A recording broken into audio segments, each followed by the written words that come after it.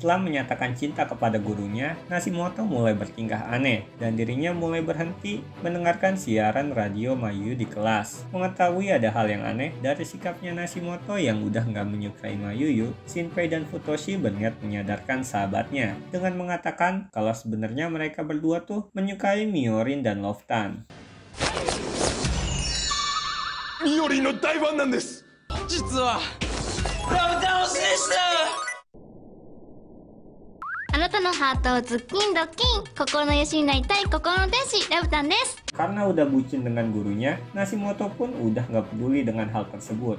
Kemudian Nashimoto meninggalkan kelas dan memberikan surat kepada Usashi Jimmy, lalu meletakkannya di lokernya. Dimana di dalam suratnya Nashimoto mengajak gurunya buat nonton film bersama. Namun surat itu dibuang oleh Takaba, yaitu mantan rivalnya Nashimoto, sehingga Mayuyu nggak mengetahui hal tersebut. Di sisi lain, Mayuyu mendapat kabar kalau di hari yang sama akan ada kegiatan wawancara. Selain itu, Minoru pacarnya Asari ingin bertemu dengan kakaknya Asari di hari yang sama juga. Mayuyu pun kebingungan harus melakukan apa. Namun, Asari menyuruh kakaknya supaya menghadiri pertemuan dengan Minoru juga. Dengan hal ini, Asari akan bisa meyakinkan kalau kakaknya tuh bukan Mayuyu. Hari pertemuan pun tiba. Saat makan bersama, Mayuyu ingin ke toilet. Akan tetapi pada saat itulah, Mayuyu pergi untuk menghadiri wawancara.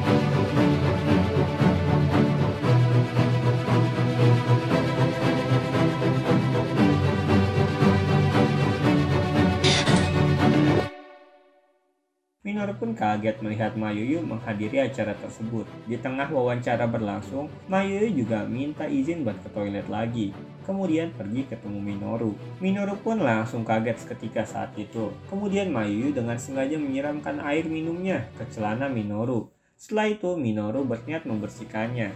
Pada saat itu, Mayuyu lagi-lagi ke tempat wawancara. Namun di tengah perjalanan, sialnya dirinya bertemu dengan Nashimoto. Nashimoto langsung meminta jawaban dari gurunya saat itu juga. Oseo. Kemudian Mayuyu ngejawab kalau dirinya nggak bisa ngejawab hal itu sekarang. Ngedengar hal itu, Nashimoto langsung pergi meninggalkan gurunya. Mayuyu pun terpaksa nggak bisa hadir ke wawancara tersebut. Namun Asari pun bergegas menggantikan Mayuyu saat itu juga. Minoru pun nggak percaya dengan hal itu karena melihat kakaknya Asari dan Mayuyu saat bersamaan. Setelah itu mereka bertiga bertemu lagi dan pada saat itulah Minoru ngejelasin kalau dirinya pernah masuk ke kamarnya Mayuyu diam-diam dan membawa bukti-buktinya. Asari dan Mayuyu pun nggak bisa beralasan lagi karena semuanya udah terungkap. Bahkan Minoru juga udah tahu kalau Asari bisa berubah menjadi Mayuyu juga. Setelah itu Asari kesal lalu mendorong Minoru. Tapi sayangnya Minoru udah mengirimkan informasi tersebut ke media sosial. Kebohongan identitas Mayuyu sebentar lagi pun akan tersebar. Kabar Mayuyu telah memalsukan umurnya pun udah tersebar kemana-mana.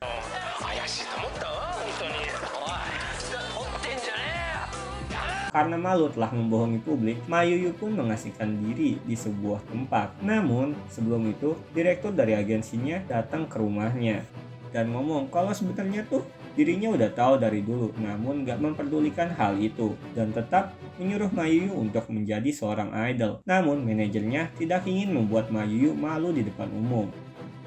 Singkat cerita, Asari sebagai adiknya terus didatengin oleh para wartawan di rumahnya. Nashimoto pun juga datang ke rumah gurunya karena hari itu adalah hari foto kelulusan mereka. Utamaru pun juga datang ke rumah Mayuyu dan ingin ketemu. Asari kemudian memberikan alamat di mana Mayuyu bersembunyi. Karena mereka berdua benar-benar mencintai Mayuyu, mereka berdua pun langsung bergegas menuju tempat Mayuyu. Di sisi lain, Mayuyu kembali menyamar menjadi seorang pelayan di tempat makan. Manajernya Mayuyu pun datang dan nyobain makanan buatan Mayuyu. Mereka berdua pun berbicara sampai menangis. Setelah itu manajernya langsung pulang, pergi meninggalkan tempat itu.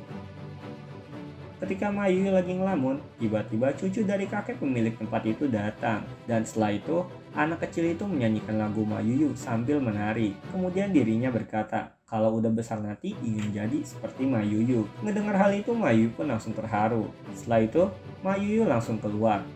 Namun di saat yang bersamaan, Utamaru dan Nashimoto pun datang, lalu memberikan foto murid-muridnya yang secara nggak langsung menyuruh Mayuyu buat ikut foto bersama. Singkat cerita, Mayuyu mendatangi kantornya dan berniat untuk tampil di acara konser yang diadakan dalam siaran radio. Ketika mendatangi acara konsernya, Mayuyu pun terkejut karena banyak penggemarnya yang mulai nggak menyukai Mayuyu. Namun Mayuyu pun nggak peduli dengan hal itu. Dirinya langsung bergegas mengganti pakaiannya seperti Mayuyu yang berusia 17 tahun. Ketika naik ke atas panggung, Mayuyu pun mendapatkan komentar negatif dari para penggemarnya. Kemudian Mayuyu pun ngejelasin dan juga meminta maaf kepada para penggemarnya. Di sisi lain, Asari pun bergegas menuju tempat Mayuyu juga. Nashimoto pun disuruh teman-teman yang lainnya buat memberi dukungan kepada Mayuyu karena teman-temannya nggak ingin Mayuyu berjuang sendirian. Kemudian Nashimoto dan lainnya pergi menuju tempat konser juga. Sesampainya Asari di tempat konser, dirinya pun langsung menyemangati Mayuyu dengan memberitahu kepada publik kalau ini tuh emang cita-citanya dari kecil. Setelah mendengar penjelasan dari adiknya, para penggemarnya pun tiba-tiba mulai mendukung Mayuyu lagi. Singkat cerita, Mayuyu langsung melakukan pertunjukan. Para member Nogizaka dan Wataru Roka Hashiritai 7 pun senang bisa mengetahui kalau Mayuyu bisa kembali. Setelah itu, Mayuyu yang dulu dibully sama murid Yangki jadi sering didukung. Kemudian, Mayuyu menjalani rutinitas seperti biasanya, di mana bisa menjadi seorang guru dan menjadi seorang idol. Oke, sekian alur cerita dari film serial drama Sabadoru. Kalau teman-teman punya requestan film lain, silahkan tulis di kolom komentar. Sekian dan terima kasih. Sayonara.